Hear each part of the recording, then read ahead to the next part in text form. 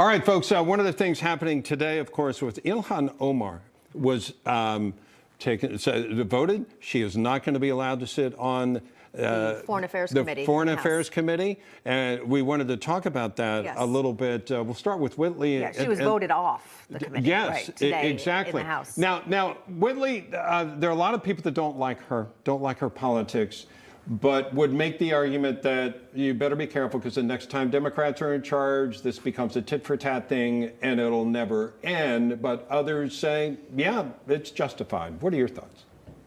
You know what's interesting is when the Democrats had the power and they were removing and placing people, specifically Nancy Pelosi, on committees like the January 6th committee, and Republicans were standing up and they were speaking out, there was no problem with that, removing Republicans from committees. And now that Ilhan Omar is getting removed, now we all need to be up in arms about what's happening. I think it's funny and interesting how when they don't have the power to do what they want to do and they now have to succumb to other leadership, how they act and react, specifically emotionally. Now, Steve, the removal of Ilhan Omar from this committee came from the anti-Semitic tropes that she previously tweeted.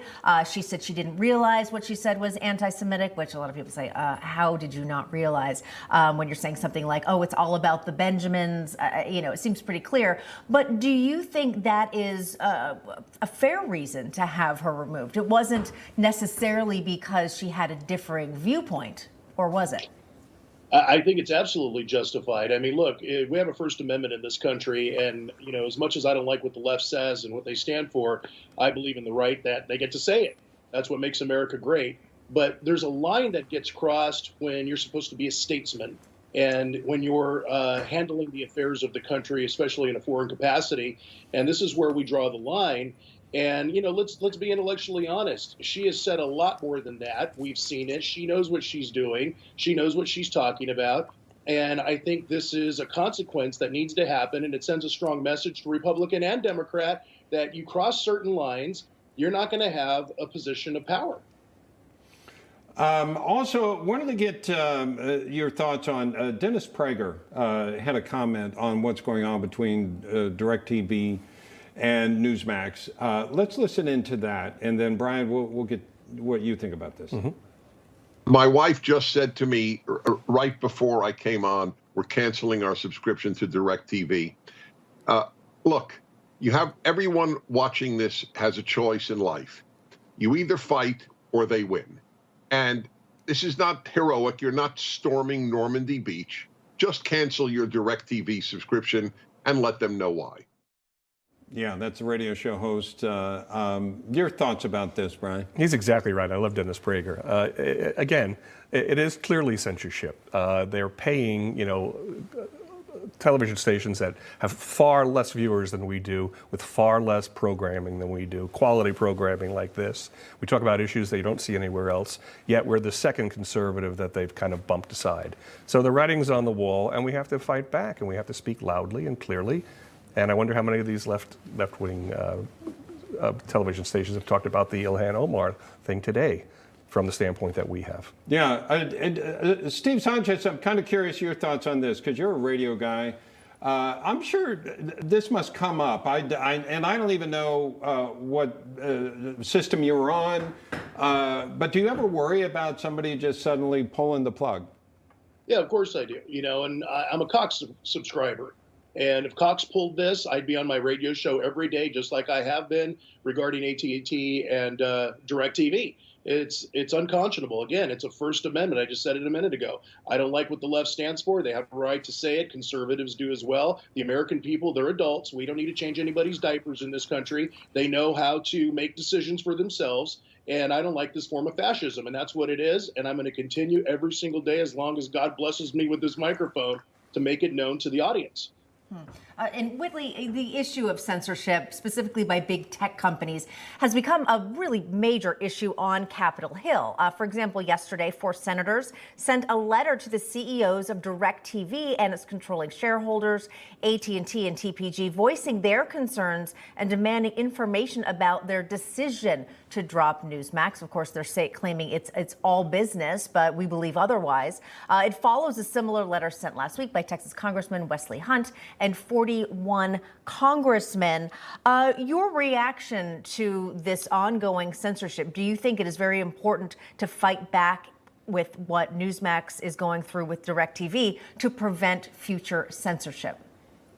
I absolutely do.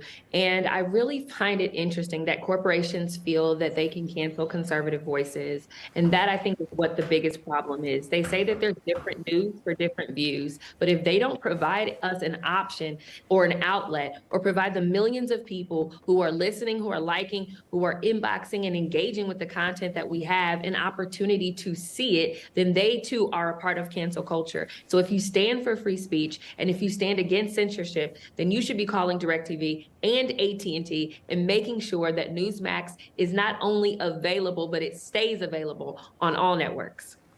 Yeah, it seems like politics now is infusing so many businesses. You know, it didn't used to be that way. No. It used to be you didn't even know the business, and the businesses themselves were not trying to pander to a certain political perspective. Yes. I've said this many times before, but in Tennessee, they have a saying, you ain't gotta like a man to drink his liquor, you know? It's like, make a good product and people can go and they can use it or they can not use it according to what. So the thing about it when it comes to our network is nobody is forcing you to watch our network, but this network is now, this cable system is saying, we're gonna force you not to watch. Yeah, I'm taking this even a step further, even just beyond the Newsmax situation. Bob, you said how politics is getting into everything. I even think of sports, for example. I know, and I hate that. I just want to watch a game, or I just want to watch an event. I don't want the players to be forced to wear something. And I don't care what they think. Well, no, I really don't. I want them to do their job, which is be a great athlete. Yeah, I mean, not that I begrudge them, Brian. They have a right to have whatever their view is. Absolutely. Right, but not on the job. As all of us are. But not on the job. But on the job, you know. And then being canceled for having a different viewpoint. Again, it goes all the way back to what we're experiencing here at Newsmax with DirecTV and AT&T. It's called censorship, violation of the First Amendment. All right, we're going to leave it there. Panel, we appreciate your thoughts. Brian Anderson, Steve Sanchez, and Whitley Yates, thank you so much for joining us. And folks, remember, you can support what we're talking about free speech, Newsmax, what we consider is censorship, or it appears to be so, certainly. You can call today, numbers right here, side of your screen, where you can screen, or you can log on to the website iwantnewsmax.com. It takes just a few minutes. And coming up, as they said in Jurassic Park, life finds a way. The new effort to bring back a species that went extinct years ago. Is this a good idea? I don't know. It depends what species it is. Oh. I don't know. We'll talk about it.